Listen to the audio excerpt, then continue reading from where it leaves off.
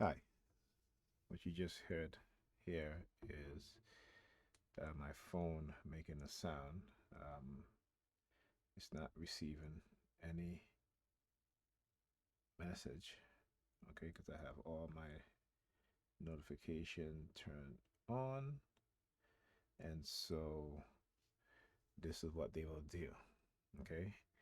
And I'm going to show you guys what that notification noise sound was about. You see, they've been trying to shut me up again as usual, and they have again, uh, using my phone to send me subliminal message and so forth. So what you see here, this is my one of the screens on my phone, and I've been trying to get into Facebook. Now, when I got home, I was able to access my Facebook account, my original Facebook account. But when I tried to access it, access it on my phone, uh, this shows up. Okay, this is approved login. It asks me to go to a computer that I once used to log in. So I went to this computer, okay, the one that I'm on right now. And when I got the message that says, "Is it you?" Okay, is it you signing in another device? I hit yes. Then my desktop, the browser that I have open, that I was using Facebook, goes back into this loop where it will give me the same message that says approves login, and then I have to go to another. I don't have another computer that's turned on that I can go to and approve, because if I went to the other computer, the same thing would happen. So basically, I'm shut out from using Facebook on my phone, and if I try to go through these approved logins, it will not work. Okay. Also, it will um, do the same to the computer I'm on, and therefore I'll not be able to log into my original Facebook account. So this is continuing. It's not going to stop. So what you heard in the beginning, and I hope the mic picked it up, is that when I started to record it, I got a notification. Okay. Now I turn off the notification to all my apps, right? Particularly apps like Facebook, um, Google, Amazon, Amazon Kindle, Amazon Prime. But because they have access to my phone, they will turn those things back on. Okay, so what I want to do, I want to go to a different screen, and I am able to do this on my phone. Okay, let me close that. Um, close that, close that, close that, close that, close that. I'll leave that one up. Um, I'll leave those up.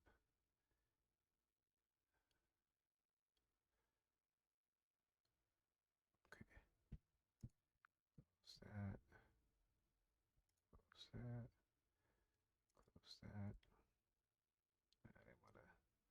want to do that. I want to close that.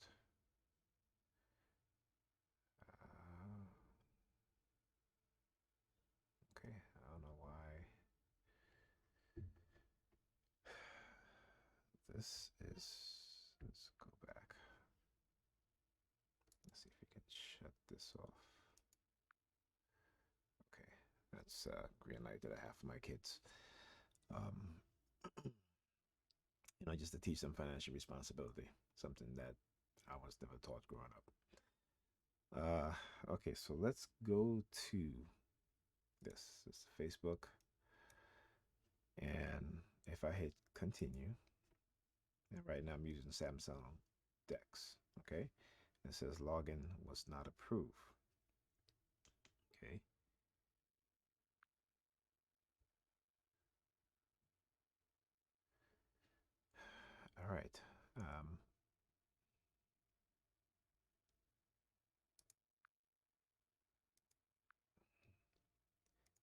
back to Facebook again.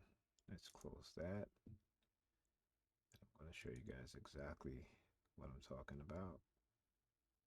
Let's close that. Let's go to my apps. Let's go here. Log in.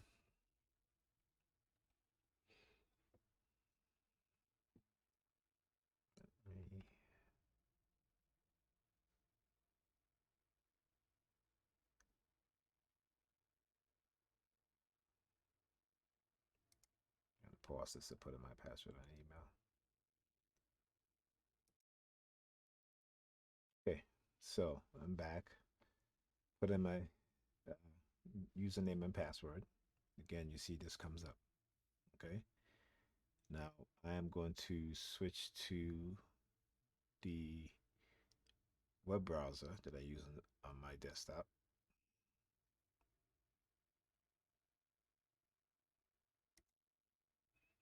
Okay. And you'll see the same thing. Okay. Now this pops up. Now I was using Facebook, but this pops up when I try to log into my Facebook account on my phone, which is this right here. Okay. And then it'll say to we notice a login from a browser device or location you don't usually use. We need to confirm it was you before we can go back, before you can go back on Facebook. Okay, so I'll say continue. All right. Now it'll say approve your login on another phone or computer. Get a code sent to your phone. Okay, and then it says identify your recent comment, which you see says hourly limit exceeded. No, this is the third time or fourth time that I tried to uh, access Facebook on my phone. Earlier during the day, this option was not even available, right? It was only get a code sent to your phone. And like I said, I never get a code sent to my phone. So if I click, let me do this. Let me get a code sent to your phone, and you guys are going to see.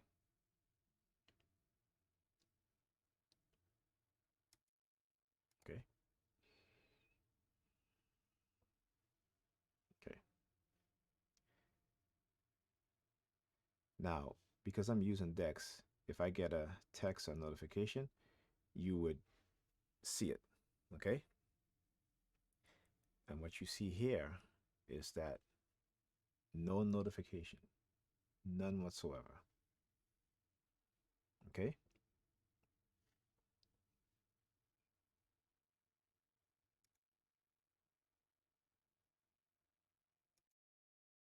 Okay. So I went into messages.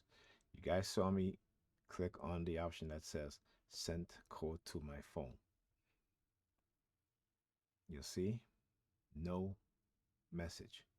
The last text message I received was right here. Okay, at 7:34 p.m. Okay, and this is from the children's place. Now you guys saw me click on the. Let me move this. You guys saw me, right? Click on it. This is why, you'll see this. Please enter the 6-digit code sent to, and this is my number. I know it is because I went into Facebook. I know it's my number. Okay, you guys don't know it, but yeah, I know it's my number. Okay, so now let me go back to the desktop. Since I didn't receive a code, okay, and if I go to sign in from another computer, as a matter of fact, let's do that. Let's do exactly that because I want you guys to see what's happening. Okay, so we're back. I had to sign back in, and now we're going to go through the process of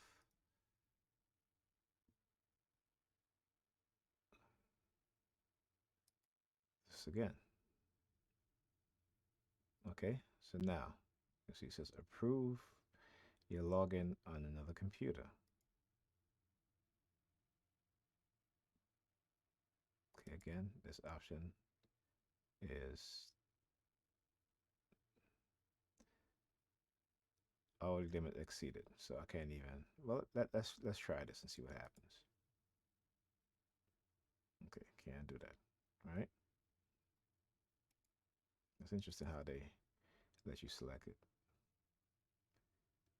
Okay, so we notice get a code sent to your phone doesn't work.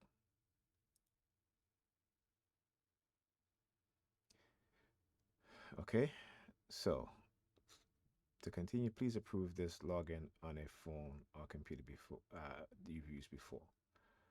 Okay, so let's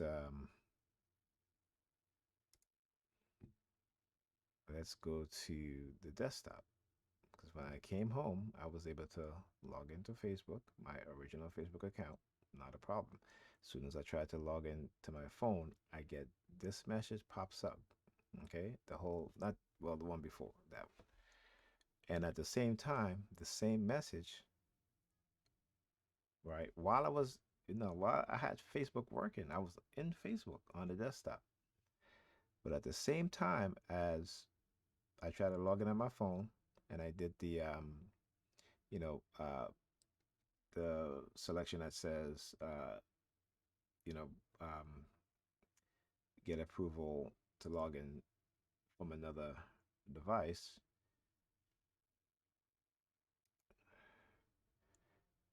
the same message pops up on my desktop. Okay, this exact message. At the very same time that I get this message on my phone, this pops up on the desktop.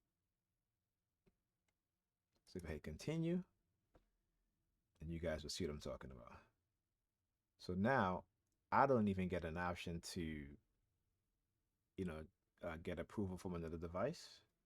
All I get is the get code sent to your phone, which we know doesn't work. And we have the identify your recent comments, hourly limit exceeded, which again, I don't quite understand because I have that.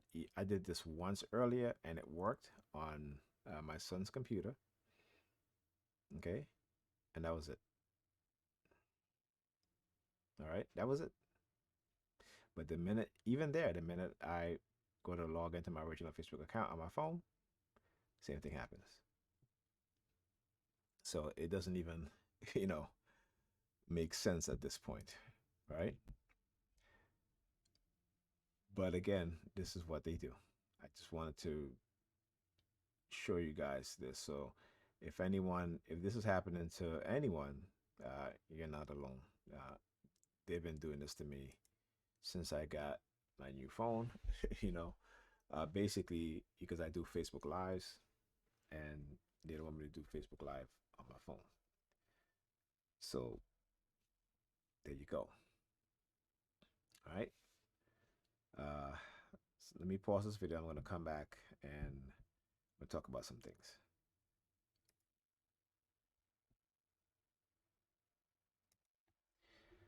Okay. Uh, like I said, let's discuss a few things. One of the things that being a target individual, and being experimented on with these sonic weapons and vibrational acoustic weapons, is understanding where the U.S. stands on torture. Not by what we read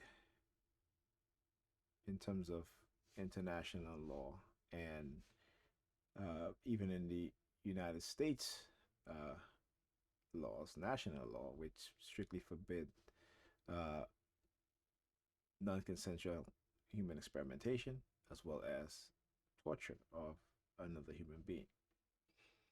Because you see, things that are written into law doesn't apply to those that are in power, to those that circumvent the law when it suits them.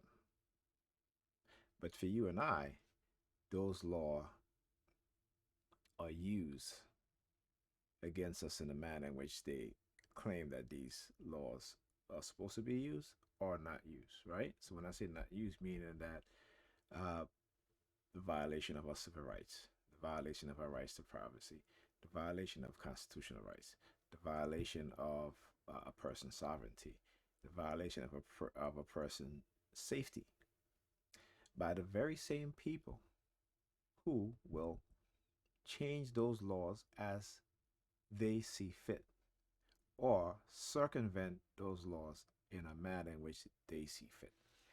So I want to talk about this because I just started gazing over this. And one of the key things, excuse me, STIs that you got to look out for is certain keywords, certain phrase that you might not pick up on.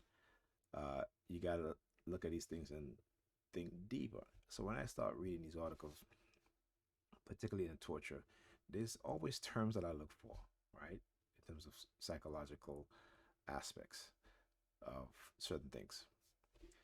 And let me just read this, right? So this is interrogation or experiment assessing non-consensual human experimentation during the War on Terror. All right, this is from William J. Aceves. The prohibition against non-consensual human experimentation has long been considered sacrosanct. It traces its legal roots to the Nuremberg trial, although the ethical foundation dig much deeper. It prohibits all form of medical and scientific experimentation on non-consenting individuals. As TIs, the use of silent sound spectrum is to get you to give them consent, right? So it may not be written on paper, but if in your mind they're telling you, okay, we're going to make a deal with you, okay? Let's say they've manipulated you, set you up, and you did something. They'll come in, implant you, because again, this is their hands at work. And it is meant because once they start selecting you to become a victim of non consensual experimentation, they've already set things in motion to which they think that they can use against you, right? Or can use against you. So you got to understand that. So during the initial process, they will manipulate you. You're going to be confused. You're going to be scared. A whole host of emotions is going to run through you, right? And you may not even understand why. And it is at those times and those stages in which you are most vulnerable to being influenced, to being controlled by these technology. Okay? And then they will try to gain your consent, right? Whatever subliminal message they're sending you. It'll either be, I'm your friend. Okay? Do as I say. Those sort of things. They will then use the police, okay, as a tool to either intimidate you or to make it seem that they're going to control the police, all right, in a way in which the police will not mess with you, all right? But if you don't listen, they will use the police, they will use lies, use false witnesses to accuse you for crime. Understand that this is good cop, bad cop. Okay? It is to get the victim of non-consensual human experimentation to I should say to create a personality type that they want to create. Okay? From whatever personality type that they want to create, that's what it is that they will create. And if you're not aware of that as a TI, that's exactly what's going to happen. Okay, so let me continue reading. The prohibition against non consensual human experimentation is now well established in both national and international law. Despite its status as a fundamental and non derogable norm, the prohibition against non consensual human experimentation was called into question during the War on Terror by the CIA's treatment of high value detainees. Seeking to acquire actionable intelligence, the CIA tested the theory of learned helplessness. Remember this terminology. Learn the theory of learned helplessness. And I'm going to show you how that applies to us as TIs. Okay? Again, I'm using my experience here. On these detainees, by subjecting them to a series of enhanced interrogation techniques. Okay? And I'm going to end this right here. You guys can find this article. It's 62 pages. It's on scholarship.law.duke.edu. So if you do a search on the title, Interrogation or Experimentation, Assessing Non-Consensual Human Experimentation During the War on Terror, William J. Acivas. All right, you guys can download the this paper. So now, let's go to psychologicalharassment.com website and coercive mind control tactics. Okay. Now, you guys, I've shown you this website many times, talked about this. Okay. And let's go through the tactics again. All right. So the tactics used to create undue psychological and social influence, often by means involving anxiety and stress, falls into 7 main categories. Tactic 1, increase suggestibility and soften up the individual through specific hypnotic or other suggestibility increasing techniques such as extended audio, visual, verbal, or tactile fixation drill, excessive exact repetition of routine activities, sleep restriction, and or nutritional restriction. Tactic 2, establish control over the person's social environment, time, and source of social support by a system of often excessive rewards and punishment. Social isolation is promoted.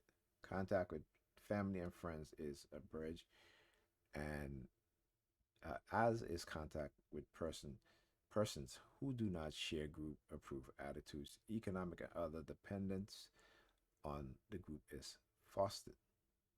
See, one of the reasons why when they target us, okay, and we're labeled with a mental illness, and then the not just the psychological damage, but the physical and neurological damage. So now now you're disabled, right? So now you have to get on disability, and this is when they will use the fact that you're on disability and use the threat of taking away your disabilities in order to gain your consent and to gain your compliance. Okay? And they will use that to try to do many different things to you. Okay? And so after years and years of going through it, actually, let me go back to reading the tactics, then I'll further elaborate. So tactic 3, prohibit disconfirming information and non-supporting opinions in group communication. Rules exist about permissible topics to discuss with outsiders. Communication is highly controlled and in-group language is usually constructed. Tactic 4, make the person reevaluate the most central aspect of his or her experience of self and prior conduct in negative ways. And I always pause here and I always say, a lot of the negative ways in which a person behaves is because they have been preconditioned, prior to being microchipped, prior to the targeting, when the targeting becomes overt. Okay. And you can go read this book. It's called Mind Control Language Patterns by Dante Lyon Jones. You can also read Dark Psychology by Victor Sykes. Very good book on this subject. Okay. So efforts are designed to destabilize, remember, to destabilize and undermine the person's basic consciousness, reality awareness, worldview, emotional control, and defense mechanism. The subject is guided to interpretation, his or her to interpret, sorry, the subject is guided to interpret his or her life story and adopt a new version of causality. Tactic 5, create a sense of powerlessness, otherwise known as learned helplessness. By subjecting the person to intense and frequent action in situation which undermines the person confident in himself and his judgment. Tactic 6, create strong aversive emotional arousal in the subject by use of non-physical punishment such as intense humiliation, loss of privilege, social isolation, social status change, intense guilt, anxiety, manipulation, and other techniques. And tactic 7, intimidate the person. This is what they use the police to do, and the fire trucks and the ambulances. Okay. So tactic 7, intimidate the person with a force of group sanctioned secular psychological threats. For example, it may be suggested or implied that failure to adopt the approved attitudes, belief, or consequent behavior will lead to severe punishment or dire consequences, such as physical or mental illness, the appearance of a prior physical illness, drug dependence, economic collapse, social failure, divorce, disintegration, failure to find a mate, etc. Okay? Now, listen to this. These tactics of psychological force are applied to such a severe degree that the individual capacity to make informed or free choices become inhibited. The victim become unable to make the normal, wise, or balanced decision which they was likely or normally would have made had they not been unknowingly manipulated by these coordinated technical process. The cumulative effect of these processes can be an even more effective form of undue influence than pain, torture, drugs, or the use of physical force and physical and legal threats. Okay? So, let's move on to learn helplessness. And this you can find articles on this, but you know, there are people out there who will claim that no such theory exists. So, such as, what I've been told by a psychiatrist one time when I asked him, I said, have you ever heard of Coercive Persuasion Program? And he tells me no, that there's no such thing. Okay? Yeah. So imagine what your doctor is telling you as a TI. Imagine what your therapist is telling you as a TI. Okay? It is to destroy your ability to trust in not just certain institutions, but in those that supposed to be there to help you. Doctors, psychiatrists, they all take an oath, right? It's called the Hippocratic Oath, to do no harm. But that oath doesn't mean anything. They take it and yet they still do harm. Okay, so this is what I talk about when I said, when the U.S. have laws against torture, it doesn't mean anything because the U.S. engage in torture. They engage in non-consensual human experimentation. And those within those agencies that or the architect of these programs, they think that they can get away with it. They think that they have created a program and situations in which they can get the victim to remain silent about their torture, about being experimented on. Okay, so let's move forward. All right, learn helplessness. When I say move forward, please don't misconstrue that as, because sometimes they'll send you subliminal message about, oh, forget about it, move forward, have you? No, no fucking way. Seriously. All right. So, learn helplessness. The failure to escape shock induced by uncontrollable aversive events was discovered half a century ago. Silman and Meyer. Meyer theorized that animals learned that outcomes were independent of their response, that nothing they did mattered, and that this learning undermined trying to escape. The mechanism of learned helplessness. Let me um, increase the font size here because, okay, here you go. So, the mechanism of learned helplessness is now very well charted biologically, and the original theory got it backwards. Passivity, passi- tongue twister here. Passivity in response to shock is not learned. It is the default unlearned response to prolonged aversive events, and it is mediated by the serotonergic activity of the docile campanula. We're going to try to pronounce that word, nucleus, which in turn inhibits escape. This passivity can be overcome by learning control with the activity of the medical medial prefrontal cortex, which sub serve the detection of control learning to the automatic inhibition of the dorsal rain. I'm on this. Anyway, nucleus.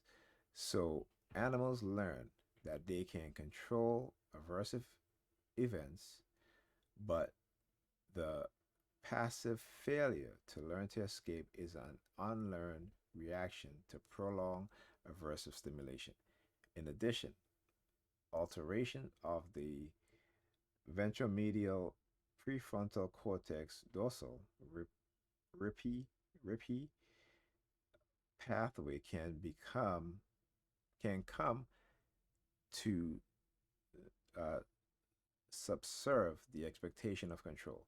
We speculate that default passivity and the compensating detection and expectation of control may have substantially may have substantial implication on how to treat depression. Okay, so let's go to defining helplessness. The intuitive notion of helplessness entails we reason the belief that nothing one does matter.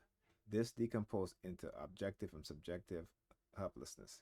More formally, an animal is objectively helpless with respect to an important outcome, such as shocks offset if the probability of O given a response R is not different from the probability of O given the absence of the response, not R, when this is true of all response. Objective helplessness exists. So, I, in the past, I've talked about how they try to put you into the not true category, which is like something is similar, right? So, for example, I was going to school for my major was um,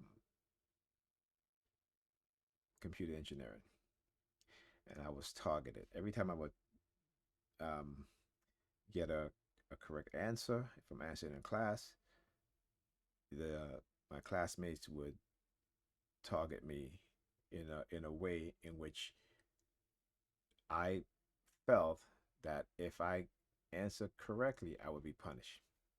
Right?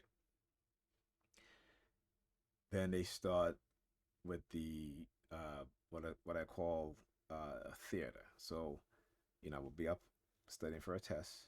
I get up early in the morning because I couldn't study at night and then go to sleep and wake up because I wouldn't remember anything. So I would get up early, study, okay, study, did pretty good well studying. I get to class, and right before class began, they will all crowd around me, engaging in this theater. And what this is meant to do is to create such a uh, an anxiety within you that when I sat down to take the test, literally my mind went blank. And you know, going to school online actually made it better.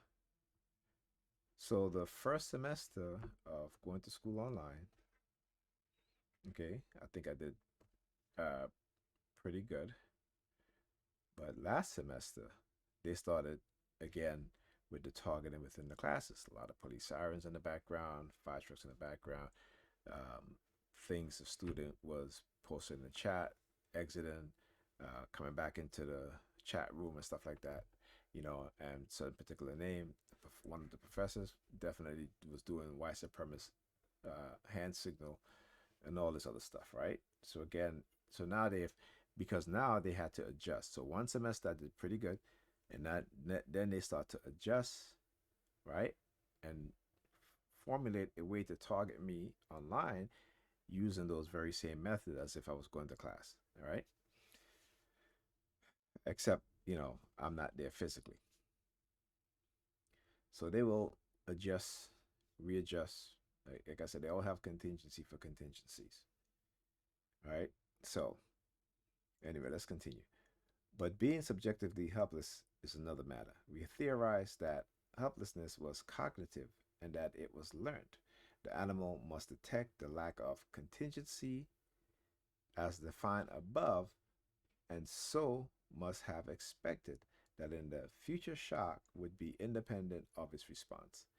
This was a radical suggestion for the 1960s. The learning theories of that era held that organism could only learn association appearing, for example, a response paired with shock strengthen this association, which is acquisition, or a response paired with no shock weaken this association, extinction. The rationale for the narrow associationistic view stems from behaviorists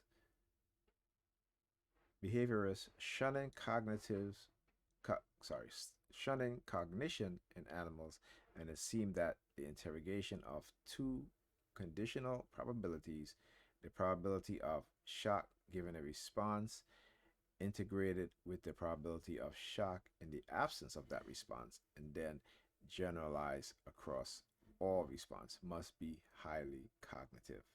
Importantly, we call the theory learned helplessness rather than conditioned helplessness because integrating those two conditional probability did not seem compatible with the associationistic premise that both uh, um, Pavlovian conditioning and instrumental learning held dear. Emblematic of the tensions between learning theory and cognitive theory was an encounter at the Princeton conference in which we first laid the theory out to the major learning theorists. Richard Hermstein, a prominent Harvard Skinnerian, and we talk about what's his name, Robert Skinner, right? I think that's his first name. He was a psychologist, right? And I think he created what was it?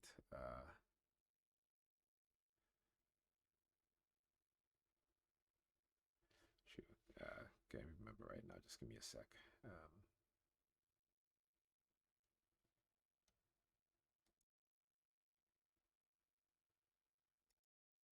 Okay, so yes, I was right. Robert Skinner. Okay, he was best known for what is called operant conditioning, schedules of reinforcement, Skinner box. Okay, I'm not going to get into all of that, but he was very, very influential. Okay, so we as TIs,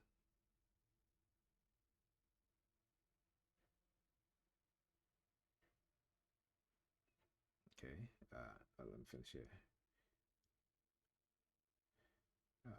Where was I? I didn't want to stop. And it's Skinner. Okay, so let's go. So let me read this again. Emblematic of the tension between learning theory and cognitive theory was an encounter at the Princeton conference in which we first laid the theory out of them to the major learning theorist. Richard Hermstein, a prominent Harvard Skinnerian, retorted, "You are proposing that animals learn that responding is ineffective. Animals learn response. They don't learn that anything." Okay. All right. Let's go back to what we got here. Uh, Coercive mind control tactics. Leave it on this page. Uh, so as target individuals, okay, we all exhibit learn helplessness, and it's not our fault. Okay, it's not our fault. I don't want you to be hard on yourself. This was done to you by a psychological technical process. Okay, one that seek to keep you in a heightened state of paranoia, that you are always on the edge of the flight or response phenomenon. Okay, and then when you exhibit that, they close in on you, targeting you. So now, while that is happening, your mind is thinking of many different things. Okay, and this is where you have that feeling of anxiety, that strong emotional arousal, and you will either lash out, okay, sometimes violently, or you will flee. That is called the fight or flight phenomenon.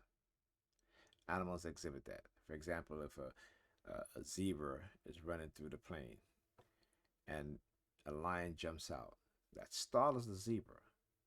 Now the zebra is in a flight or flight mode, and most likely the zebra will leave, it will flee. Unlike some animals that will either fight or flee, the zebra will flee. So even in the animal kingdom, we see this happening, and we as human beings, the same thing happened to us. You know, it's on a different uh, aspect, but it's the same. It's the same phenomenon. It's all human instincts, right? And they use human instincts against us to create a damaged mind, along with the use of microchipping to control certain things about you, and radio wave and microwave technology to send and receive information. Okay. So I thought this was, very, very interesting. And I came upon this. I mean, I've heard it before, but I never really paid attention. I always used the term. Um, what was it?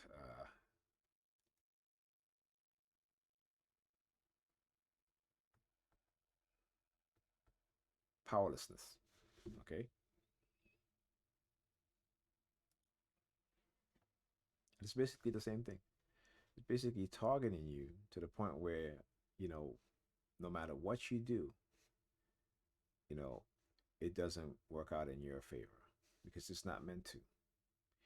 We may get lucky here and there, okay? But sooner or later, the longer they target you, is the more they will isolate you, the more they will turn people against you, the more they will manipulate you, the more they will get people to lie, okay? And if you're in a relationship with somebody, they will manipulate that individual into targeting you, whether they know it or not, okay? And so, again, I always look at the psychology part of our targeting because it's important that we learn what's happened to us in the psychological realm as well as the technological realm because they go hand in hand, right? They go hand in hand. You cannot separate the two. This is something that we must understand. So, with that being said, I'm going to bid you guys a good night. I got a couple of videos that I got to upload. This is from later on. I wasn't trying to hold off of uploading them because I wanted to see what they would do. And as soon as I got home, of course, things remained relatively quiet until I sat down to do this video.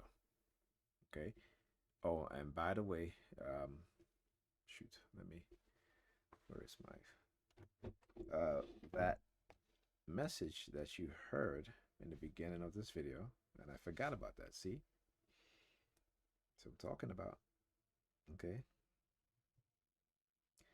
So it was from, let me, if you guys can see this, it was from Kindle, okay?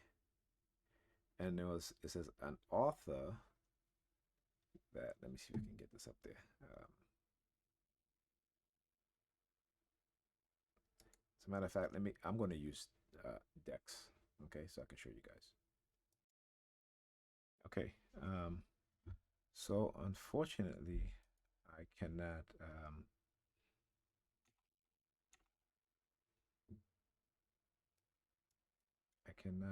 access this drop down menu with Dex. I had to take a screenshot so you guys can see. So when I started this video, like I said, things were relatively quiet. All of a sudden, I get a notification from Kindle, okay, saying that an author you borrowed from, Dan Slott, just released Fantastic Four Reckoning War. Now, mind you, I turned off notification, right? So at least, I did quiet notification. So it should not have been making any sound, and I should not even be getting any notification from the Amazon Kindle. But, of course, that's what showed up. And again, using numbers and the way how they do things. Even today on my phone, I got a call earlier that says helpline, right? And I'm just like, helpline? Who the hell is calling me from some helpline? And what helpline? But again, this was in the height of my targeting today, and I was giving them the middle finger, raising my hands up in the air and giving them the middle finger from because they were surveilling me, right? So let me see if I can show you guys that. Hold on a second. Okay, so as you can see here, it says helpline, right? This is at 4:04. This is when they were targeting me with the sirens, the whole nine. I mean, they were going off, right? And I was like, oh, these motherfuckers got jokes. They got jokes. They literally got jokes. So yeah, this is what they were doing and how they'll send you text messages or call you from a certain number because, they figure at that point they got you so paranoid, right? Because here I am in the house sticking my middle finger up in the air at them, right? And they're just going off with the sirens. Okay. So then they'll call you, you know, and I'm just like, yeah, yeah, yeah, motherfuckers got jokes, a lot of jokes, funny, very funny, ha ha ha. So don't, like I said, yeah, as a TI, don't listen to this subliminal message that they try to send you about, you know, being quiet. You know, let people know what's going on if you're able to. Okay. As I said, if you're not, you know, there are those of us who will do the work for you, and we will fight for you. Okay. So just understand that. Well, I hope this video has been informative, insightful, and again, I will continue to do what I'm supposed to do, which is exposing what's being done and making sure, or trying to make sure, that people learn about these things and that these things don't happen again in the future. Okay? So, bid you guys a good night.